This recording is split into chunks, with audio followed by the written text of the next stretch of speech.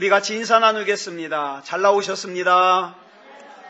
예, 은혜 받고 돌아갑시다.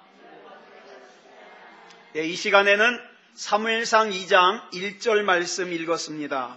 말씀의 제목은 주의 구원으로 말미암는 기쁨입니다. 주의 구원으로 말미암는 기쁨. 오늘 본문은 사무엘상 2장 1절인데 그 본문의 앞장인 사무엘상 1장 10절을 보면 이렇게 말씀하고 있습니다. 시작. 한나가 마음이 괴로워서 여호와께 기도하고 통곡하며. 잘 보세요. 여기 한나 대신에 자기 이름 넣어도 됩니다. 창원이가 마음이 괴로워서 여호와께 기도하고 통곡하며. 자, 그랬더니 그 다음 20절에 뭐라고 돼 있습니까? 시작. 한나가 임신하고 때가 이름에 아들을 낳아 사무엘이라 이름하였으니 이는 내가 여호와께 그를 구하였다 함이더라. 여기 보면 10절의 말씀은 원인이에요. 20절의 말씀은 결과입니다. 그러니까 이 두 말씀 중에서 순서상으로 우리에게 먼저 이루어져야 될 말씀은 뭐예요? 10절 말씀이에요. 예. 한나라는 여자가 결혼한 지 오래됐습니다. 근데 애가 생기질 않아요. 그래서 마음이 괴로워가지고 하나님 앞에 기도하며 통곡을 했습니다. 여러분, 우리는 어려운 문제를 만날 때, 어려운 일을 만날 때 우리 눈이 영적인 세계를 볼 수가 없으니까 어떡합니까? 많은 사람들이 세상에 문제가 생기면, 인생에 문제가 생기면, 어려움이 찾아오면 눈에 보이지 않는 하나님보다 누구를 찾아갑니까? 눈에 보이는 사람들을 찾아가서 하소연합니다. 그리고 의지하려고 합니다. 물론 하나님께서는 사람을 통해서 역사하십니다마는, 그러나 근본적으로는 그 배후에 역사하시는 분은 누구예요? 하나님이십니다. 사랑하는 여러분, 그래서 저와 여러분은 하나님을 찾아야 돼요. 하나님의 이름을 불러야 됩니다. 그래야 하나님께 기도하고 하나님께 통곡하면 20절에 나오는 말씀처럼 응답이 임합니다. 저와 여러분에게도 다양하게 기도의 제목이 있을 겁니다. 저는 많습니다. 전 기도의 제목이 많아요. 그래서 이 기도의 제목을 가지고 하나님 앞에 기도할 때 사무엘상 1장 20절의 응답이 저와 여러분에게도 있어지기를 그리스도 예수님의 이름으로 축복합니다. 예. 여러분, 기도하면 응답이 있어야지 힘이 나요. 예? 기도하면 능력이 나타나야 힘이 나요. 이거는 기도하는 것도 아니고 아닌 것도 아니고 응답도 나타나는 것도 아니고 아닌 것도 아니고 그러면은 그 믿음이 강할 수가 없어요. 자, 물질적으로 어려워가지고 하나님께 기도하고 통곡하면 20절의 응답이 임하여 물질의 어려움이 해결되는 능력이 나타나야 됩니다. 장래가 불안해가지고 하나님 앞에 기도하고 통곡하면 20절의 은혜가 임하여서 하나님께서 장래를 인도하여 주시는, 하나님께서 장래를 앞장서서 인도해 주시는 것이 믿어져가지고 마음이 평안해지는 역사가 나타나야 됩니다. 질병 때문에 하나님 앞에 기도하고 통곡하면 20절의 응답이 임하여서 만병의 대의사 되신 하나님께서 치료해 주시는 것을 우리가 경험해야 됩니다. 그런 사람들은요, 어려운 일 만나면 어떡합니까? 주저앉지 않습니다. 왜? 아니, 내가 경험했거든. 내가 기적을 경험하고 내가 능력을 경험했거든. 그러니까 주저앉지 않아요. 이런 사람들이 가지는 신앙이 뭐냐 하면, 우리가 사는 이 세상이라는 곳은 하나님이 아니면 살 수가 없다는 걸 깨닫게 됩니다. 여러분, 우리가 이 세상을 살아가다가 만나는 여러 가지 결핍이 있습니다. 그 결핍의 문제를 때문에 하나님께 기도하고 통곡하면 먼저 사무엘상 1장 19절에 20절에 응답되죠? 20절에 응답되기 전인 19절에 나타나는 응답이 있습니다. 그게 뭐예요? 시작. 여호와께서 그를 생각하신지라. 여러분, 저와 여러분이 하나님 앞에 기도하면 하나님이 생각하시겠습니까? 내가 하나님이라면, 나 같은 사람이 하나님 앞에 기도하면 하나님이 생각하시겠습니까? 아주 중요한 질문이에요. 여호와께서 그를 생각하셨다는 것은 하나님과 마음이 통했다는 뜻입니다. 이렇게 하나님과 마음이 통하여지면 실제적인 우리의 삶에서도 어떡합니까? 문제가 해결되어지는 역사가 나타나는 거예요. 그런데 오늘 본문을 보니까 불임이라는 문제로, 아이가 생기지 않는 문제로 한나가 하나님 앞에 기도하고 통곡을 했더니 19절에서 여호와께서 그를 생각하신지라의 은혜를 입게 되었고 20절에서 임신이라는 응답을 누리게 되는데, 많은 사람들이 뭐만 생각합니까? 20절의 응답만 생각합니다. 내가 지금 하나님과 어떤 관계에 있는지 19절은 생각하지 않아요. 그냥 내가 기도라는 것을 했으니까 하나님께서는 당연히 내가 원하는 응답을 들어주셔야 된다고 생각합니다. 그리고 그렇게 생각하는 것을 믿음이라고 착각합니다.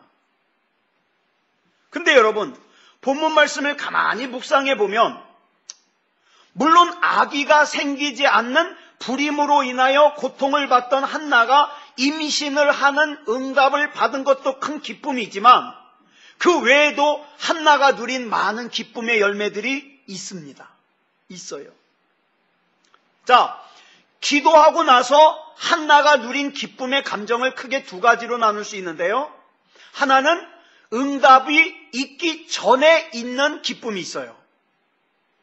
또 하나는 응답 받고 난 이후에 있는 기쁨이 있어요. 자, 응답 받기 전에 있는 기쁨을 우리는 뭐라고 얘기하느냐? 평안이라고 얘기합니다. 평안. 사무엘상 1장 18절 말씀 같이 읽겠습니다.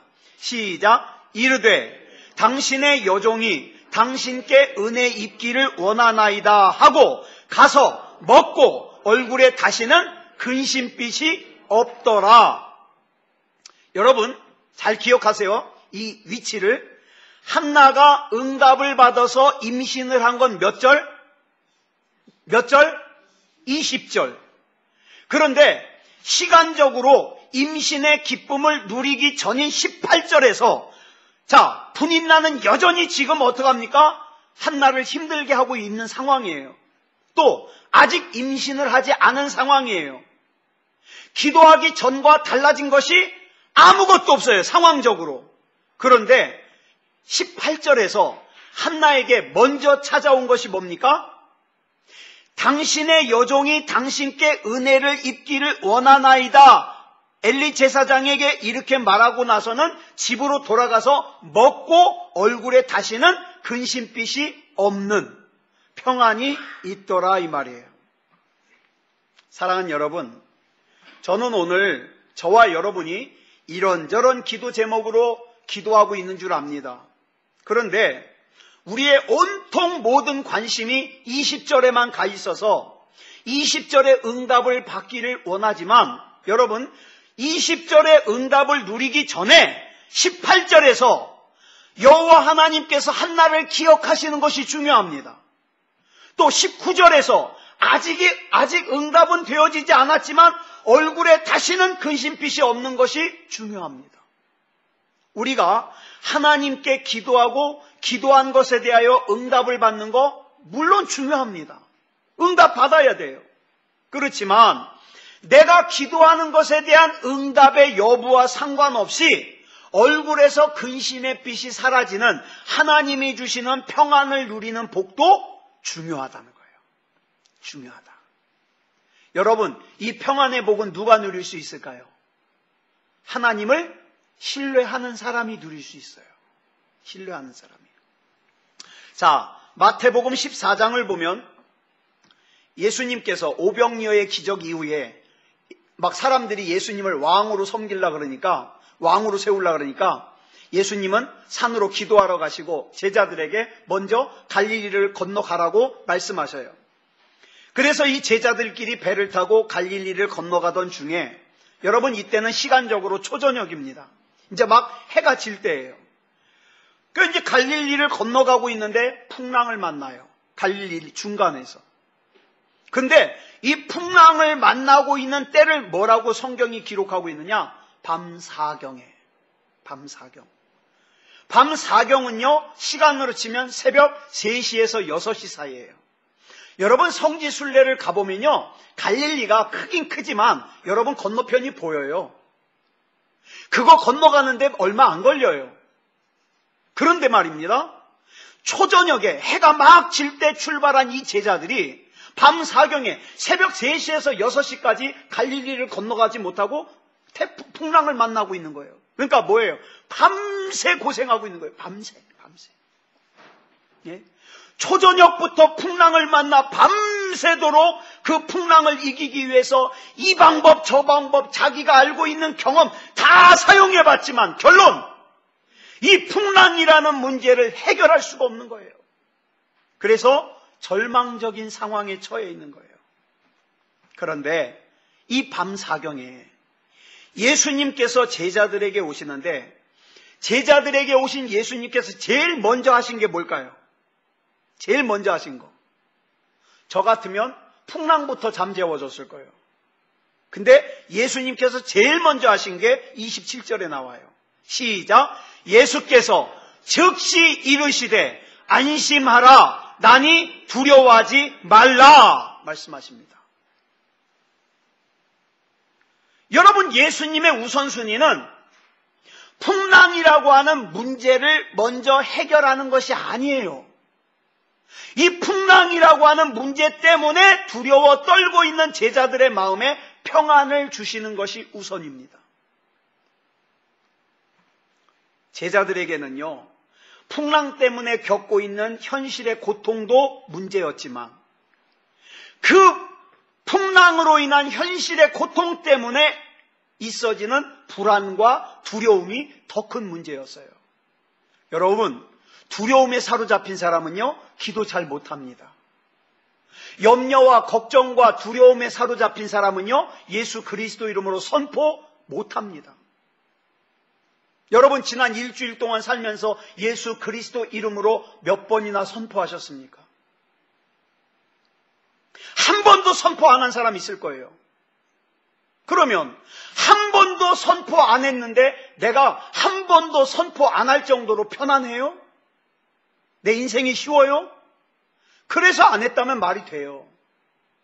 근데 힘든데, 두려운데, 어려운데 한 번도 예수 그리스도 이름으로 선포하지 않았다면 그 믿음에 문제가 있는 거예요.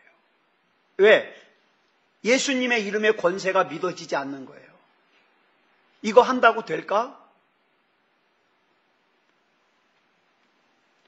여러분, 예수님께서 제자들을 찾아오셔서 제일 먼저 하신 일이 뭐예요? 평안을 주는 거예요. 평안. 지금 한나가 아직 20절의 응답을 받기 전인데 이 평안을 경험하고 있는 거예요.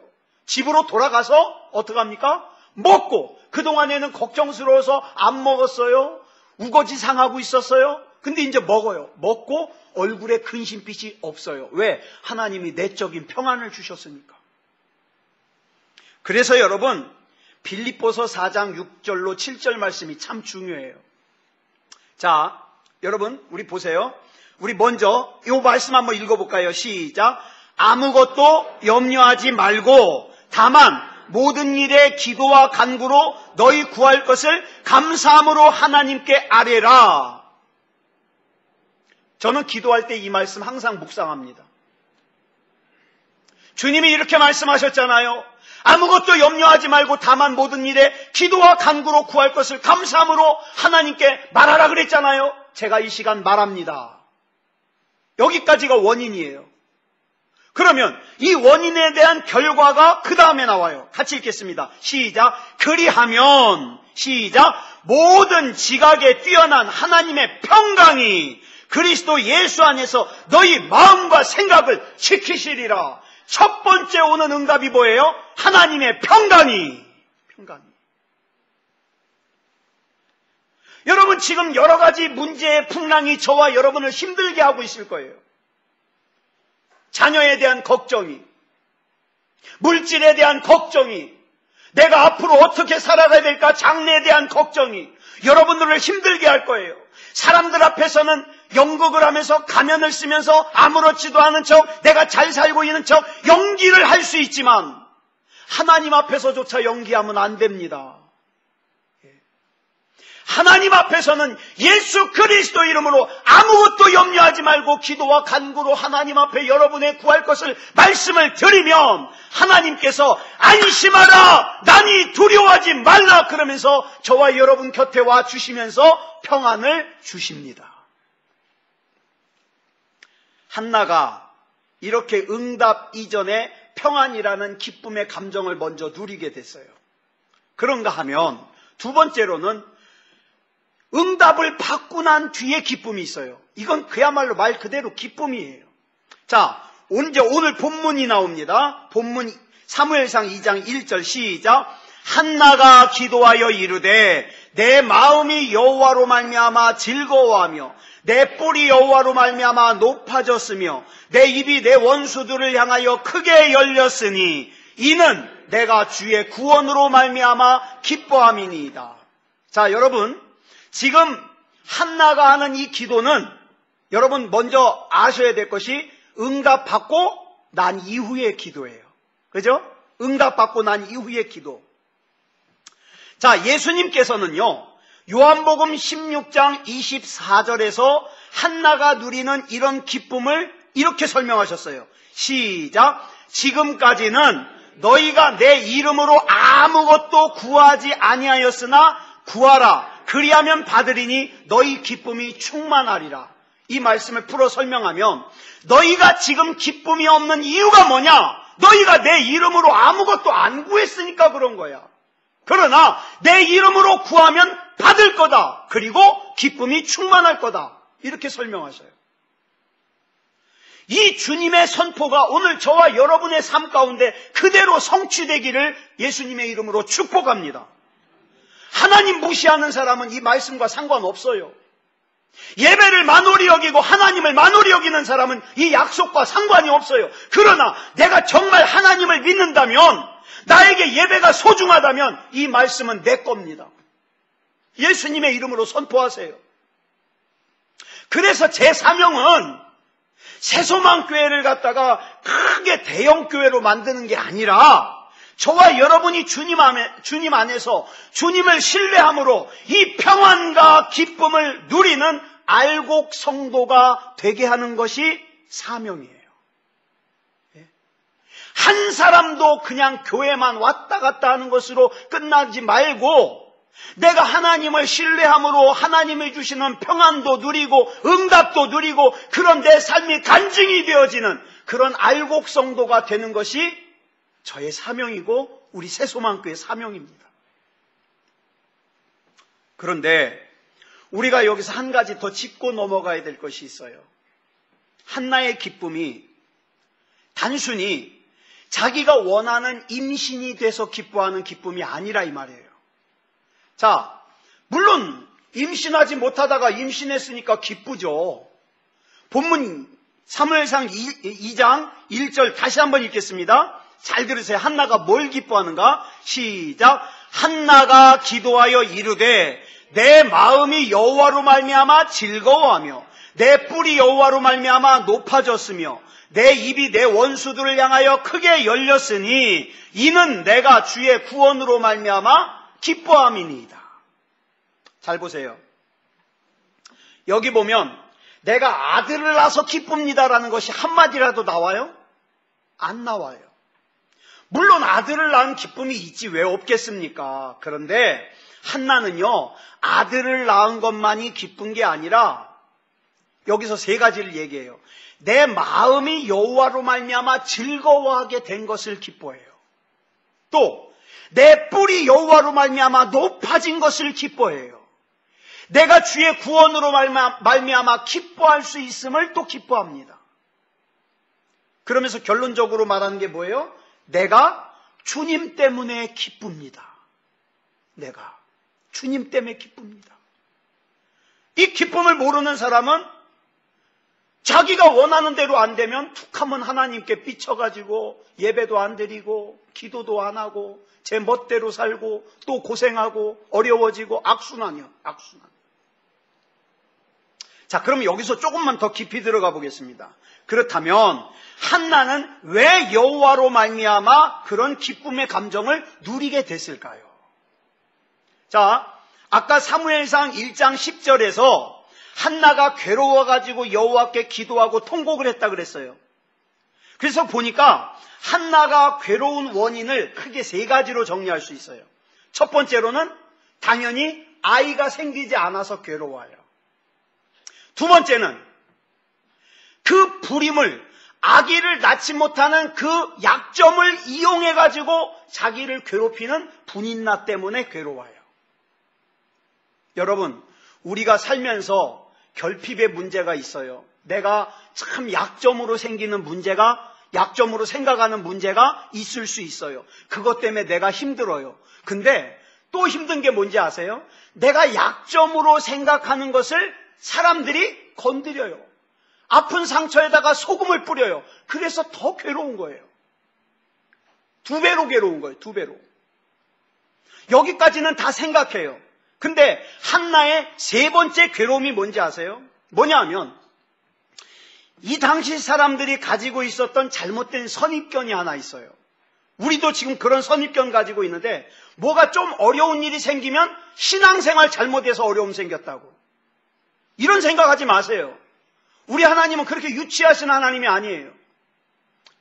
이 당시 가지고 있던 사람들의 선입견이 뭐냐 하면 여자가 결혼을 했음에도 불구하고 오랜 시간이 지났는데도 임신을 하지 못한다?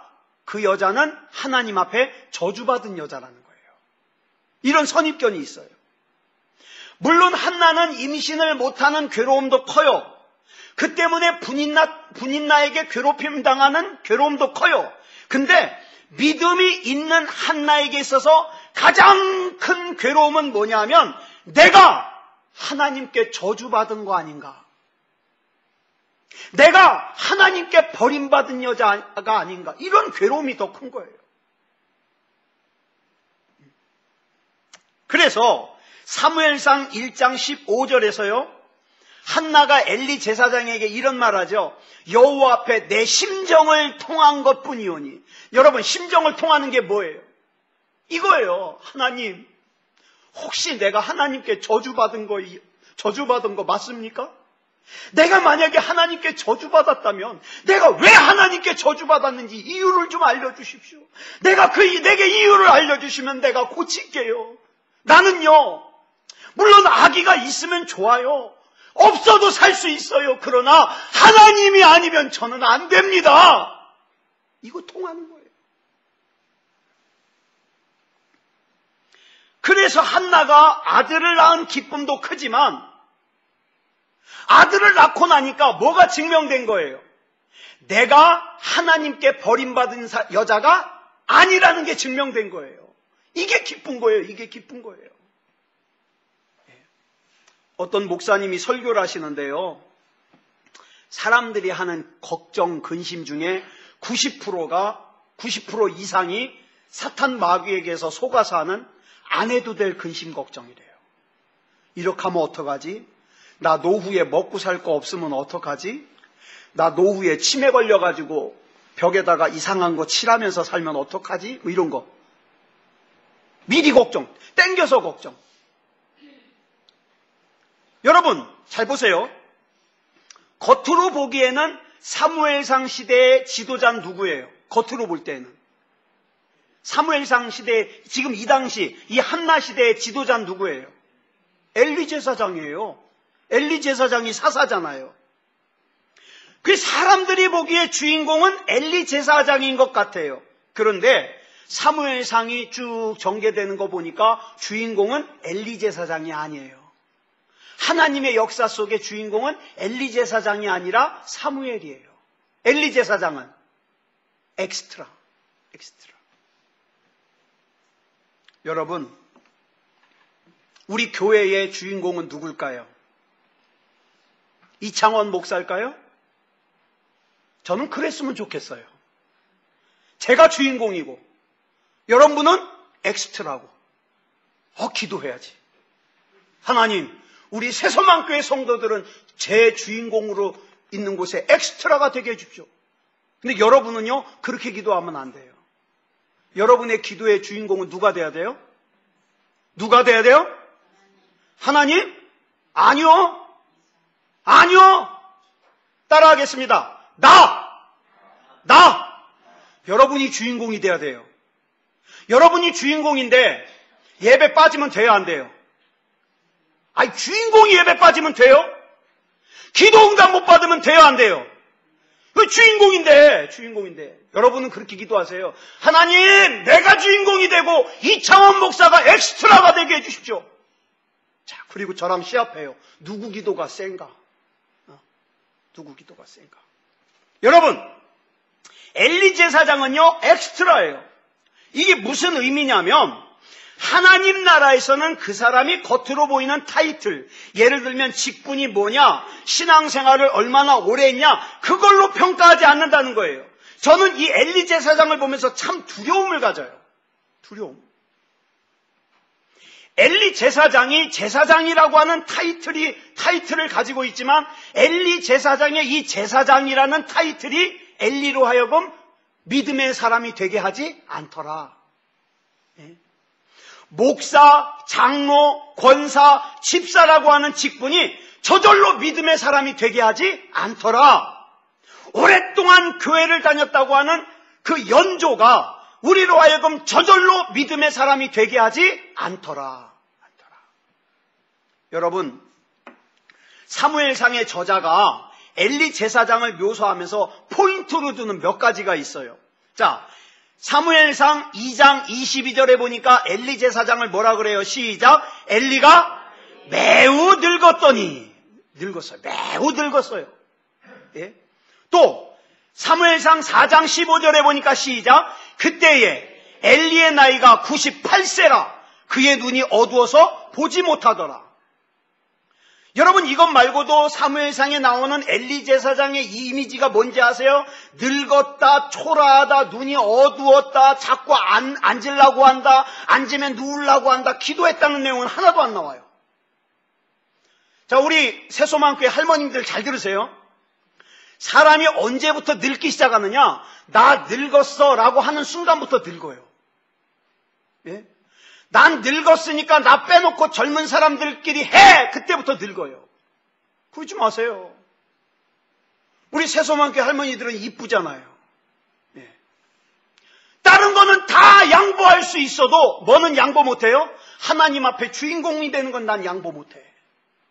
예? 그죠? 그리고 신앙 가지고 말이죠. 기도하는 일의 주인공이 되고 하나님의 역사의 주인공이 돼야 돼요. 여러분, 지금 이 엘리 제사장에 대한 묘사는 단순히 나이를 많이 먹어서 체력이 떨어졌다는 걸 묘사하는 게 아니라 이런 상징적인 묘사를 통해서 당시 엘리 제사장이 영적으로 무기력해졌다. 이걸 지금 설명하는 거예요. 여러분, 이 엘리 제사장의 모습이 저와 여러분의 모습이 되면 안 돼요. 안 돼요. 여러분, 저 같은 목회자가 악한 의도를 가지고 성도들에게 상처를 주려고 하겠습니까? 안 하겠습니까? 예? 다른 사람 말고 여러분이 알고 있는 이창원 목사는 제가 작정하고 다른 사람 상처 주려고 얘기하겠어요? 안 하겠어요? 솔직하게. 하겠어요? 안 하겠어요? 예. 좀 큰 소리로 대답해야 내가 참 기분이 좋을 텐데. 안 해요. 근본은 전 안 해요. 저는요, 그런 거 하면은 그 뒷일을 회개하는 게 너무 힘들어서 안 해요. 안 하는데, 안 해요. 일부러 안 해요. 그런데 영적으로 약해지면, 잘 들으세요. 영적으로 약해지면 제 의도와 상관없이 상처를 줍니다. 그러니까 혹시 이창원 목사 때문에 상처받으시는 분들은 이렇게 생각하세요. 하나님, 우리 이창원 목사님 영적으로 강건해지게 해 주시옵소서. 왜? 약해서 상처 주는 거니까. 약해서. 자, 그래가지고 영적으로 약해져 있는 엘리 제사장이요, 지금 막 고통스러워가지고 막 하나님 앞에 부르짖으면서 기도하고 있는 한나에게 뭐라고 얘기를 합니까? 사무엘상 1장 14절 시작. 네가 언제까지 취하여 있겠느냐? 포도주를 끊으라 하니. 이 말이에요. 아, 왜 대낮부터 술 취해가지고 교회에서 술주정이야? 이렇게 얘기하는 거예요. 지금 한나는 간절하게 기도하고 있는데, 아, 여러분이 막 아픔이 있어서, 문제가 있어서 기도하고 있는데 제가 옆에 슬그머니 가서 귀에다 대고 그래요. 김재원 집사님, 이제 술 그만 끊어요. 아이, 교회 와서 술 주정하면 됩니까? 그러면 그 다음 주부터는 김재원 집사님 예배 시간에 보여요, 안 보여요? 보여요? 진짜 보여요? 보여야 돼요. 근데 김재원 집사님 빼놓고 딴 사람들은요, 어떡합니까? 다음 주부터 교회 옮겨요. 상처받았다고. 여러분, 엘리 제사장이 영적으로 둔해 있던 영향이요, 엘리 제사장이 영적으로 둔해 있기 때문에 나타나는 현상이 사무엘상 3장 1절로 2절에 나와요. 같이 읽겠습니다. 시작. 아이 사무엘이 엘리 앞에서 여호와를 섬길 때에는 여호와의 말씀이 희귀하여 이상이 흔히 보이지 않았더라. 엘리의 눈이 점점 어두워가서 잘 보지 못하는 그때에 그가 자기 처소에 누웠고, 기도하는 게 아니라 누웠고. 이 말씀을 왜 여기에 기록했을까요? 여러분, 이 말씀 바로 앞에 사무엘상 2장 29절로 30절에서 하나님이요, 이렇게 경고하셨어요. 하나님이 뭐라고 경고하셨나 볼까요? 시작. 너희는 어찌하여 내가 내 처소에서 명령한 내 제물과 예물을 밟으며 네 아들들을 나보다 더 중히 여겨 내 백성 이스라엘이 드리는 가장 좋은 것으로 너희들을 살지게 하느냐? 그러므로 이스라엘의 하나님 나 여호와가 말하노라. 내가 전에 내 집과 내 조상의 집이 내 앞에 영원히 행하리라 하였으나 이제 나 여호와가 말하노니 결단코 그렇게 하지 아니하리라. 나를 존중히 여기는 자를 내가 존중히 여기고 나를 멸시하는 자를 내가 경멸하리라. 하나님께서 이렇게 경고하셨어요. 여러분, 만약에 여러분이 기도하고 있는데 하나님께서 여러분에게 이렇게 경고하시면 여러분 어떻게 하시겠습니까? 저 같으면 당장에 회개하죠. 하나님, 용서해 주십시오. 내 아들들 다리 몽댕이를 분질러서라도 하나님 앞에 바로 살게 하겠습니다. 하나님 앞에 말씀대로 살겠습니다. 회개하죠. 그런데요, 우리 하나님은 아무리 절망적인 상황이라 할지라도 돌이켜 회개하기만 하면 용서해 주시고 회복시켜 주시는 분이에요. 엘리 제사장이 그 하나님 앞에서 돌이키고 회개했다면 얼마나 좋을까요? 그런데 사무엘 3장에는요, 하나님께서 어린 사무엘을 부르시는 그런 사건이 나오죠. 자, 하나님께서 사무엘을 부르셨는데 3번이나 이 사무엘이 엘리 제사장이 부르는 줄 알고 쪼르르 가가지고 저 부르셨어요? 그래요. 자, 그런데 사무엘상 3장 8절 하반절부터 9절까지 보겠습니다. 시작. 엘리가 여호와께서 이 아이를 부르신 줄을 깨닫고 엘리가 사무엘에게 이르되 가서 누웠다가 그가 너를 부르시거든 네가 말하기를 여호와여 말씀하옵소서 주의 종이 듣겠나이다 하라 하니 이에 사무엘이 가서 자기 처소에 누우니라. 자, 볼까요? 엘리 제사장이 영적으로 무기력해져서 거의 다 죽은 상태가 됐음에도 불구하고 뭐는 해요? 사무엘을 가르치는 일은 해요. 그리고 사무엘을 가르치는 이것이 옳아요, 틀려요? 옳아요, 틀려요? 옳습니다. 여러분, 이창원 목사가 마음에 안 들어서 이창원 목사를 통하여 주시는 말씀까지 거부하면 안 돼요. 예? 이창원 목사가 영적으로 무기력한 문제는 하나님과 이창원 목사 간의 문제예요.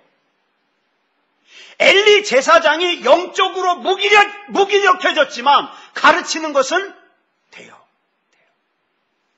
자기는 하나님의 말씀에 순종하지 않으면서도 가르치는 일에는 손색이 없더라. 자, 그런데 그렇게 해서 어린 사무엘을 부르신 하나님께서, 자, 사무엘상 3장 12절부터 14절까지 읽겠습니다. 시작. 내가 엘리의 집에 대하여 말한 것을 처음부터 끝까지 그날에 그에게 다 이루리라. 내가 그의 집을 영원토록 심판하겠다고 그에게 말한 것은 그가 아는 죄악 때문이니 이는 그가 자기의 아들들이 저주를 자청하되 금하지 아니하였음이니라. 그러므로 내가 엘리의 집에 대하여 맹세하기를 엘리 집의 죄악은 제물로나 예물로나 영원히 속죄함을 받지 못하리라 하였노라 하셨더라.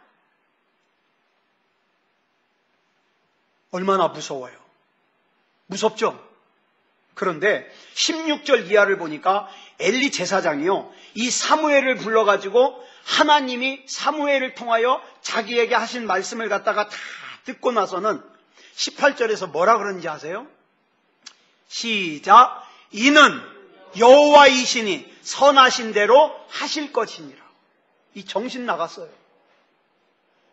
여기서 마땅히 반응은 뭐예요? 하나님 잘못했습니다 아니에요?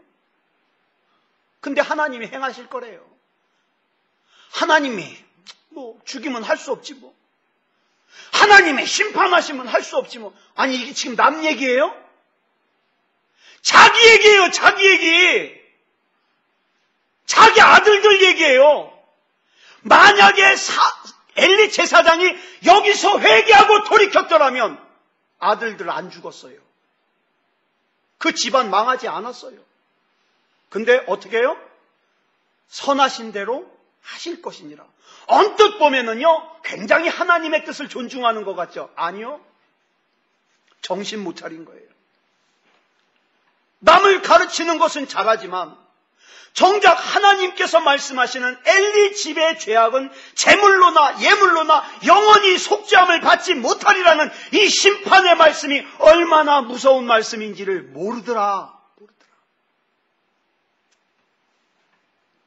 지난 금요일 날 제가 보내드린 메시지에 마태복음 26장의 말씀을 나누면서 마리아가 예수님께 부어드린 향유가 예배라고 말씀을 드렸습니다. 이 예배는 어떤 예배냐? 예배 시간에 참석해서 아무개는 회개해야 돼, 아무개는 바로 살아야 돼, 남의 허물을 보는 것이 예배가 아니라 뭐가 예배라고요? 나를 깨트리는 것이 예배라고 그랬습니다. 나의 사랑을 담아서 하나님께 드리는 것이 예배라고 그랬습니다. 그렇다면 지금 저와 여러분의 예배는 어떤 예배입니까? 나의 예배에는 내가 깨트려지는 회개가 있습니까? 혹시 여러분 엘리 제사장 같이 이런 마음 먹으면 안 돼요. 뭐 우리 부모님 내가 전도하려고 했는데 저렇게 안 믿으니 뭐 할 수 없지 뭐. 아유, 하나님의 선하신 대로 하십시오. 무슨 뜻이에요? 지옥에 데려가려면 데려가라는 거예요. 돼요 안 돼요? 절대 안 됩니다. 주님. 내 사랑하는 가족이 구원받지 못하면 나 차라리 생명책에서 내 이름을 지워주시옵소서. 내가 죽어서 지옥에 가는 한이 있더라도 내 부모님은, 내 자녀는 구원받아야 됩니다. 이렇게 기도해야 마땅하지 않아요? 오늘날 저와 여러분의 삶에 주어진 예배는 뭡니까 도대체? 그냥 예배 참석하면 예배예요? 거기 사랑이 담겨져 있습니까? 나의 전부가 담겨져 있습니까? 혹시 구약의 표현대로 하나님께서 이렇게 얘기하셔요. 이스라엘 백성에게 제발 좀 성전에 좀 오지 마라. 예배 드리지 마라. 너희들의 그 예배답지 않은 예배 때문에 내가 냄새가 나가지고 견딜 수가 없다. 혹시 그런 예배 드리고 있지 않아요? 그러면 안 되잖아요. 사랑하는 여러분, 저와 여러분은 하나님 안에서 주님의 은혜를 경험하고 주님의 구원을 경험해서 첫째, 평안을 경험해야 됩니다. 하나님은 나를 책임지시는 분이야. 하나님 안에서 나는 안전해. 평안을 경험해야 돼요. 그리고 어떡합니까? 하나님과 계속 교제해야 돼요. 하나님과 계속 교제해야 돼요. 그리고 하나님의 말씀에 믿음으로 반응하는 그런 저와 여러분이 되기를 그리스도 예수님의 이름으로 축복합니다. 기도하겠습니다. 사랑의 아버지 하나님, 감사합니다. 비록 적은 수가 모여서 예배드리지만 이 자리에 모인 한 사람 한 사람은 천하를 주고도 바꿀 수 없는 하나님 앞에 귀한 영혼들입니다. 이 영혼들에게 하나님의 말씀의 복음을 잘 전달하여서 한 사람도 세상과 타협하거나 세상으로 빨려 들어가지 않도록 믿음다운 믿음 가운데 지켜내는 것이 이 종의 사명이고 우리 교회의 사명입니다. 하나님 붙잡아 주시옵소서. 하나님의 음성을 들려주시옵소서. 믿음다운 믿음이게 하여 주시옵소서. 하나님이 주시는 참된 평안 누리게 하여 주시고 하나님 앞에 기도하는 것이 그저 공중에 공기만 울리는 기도가 아니라 정말 하나님의 살아계심을 믿고 하나님을 신뢰하면서 하나님 앞에 드리는 기도이게 하여 주시옵소서. 아버지 하나님, 하나님이 아니면 안 됩니다. 하나님이 붙잡아 주시옵소서. 우리 하나님께서 한 사람 한 사람 붙잡아 주셔서 믿음다운 믿음이게 하여 주시기를 우리 하나님 앞에 맡겨드리오며 그리스도 예수님의 이름으로 간절히 기도드렸사옵나이다. 아멘.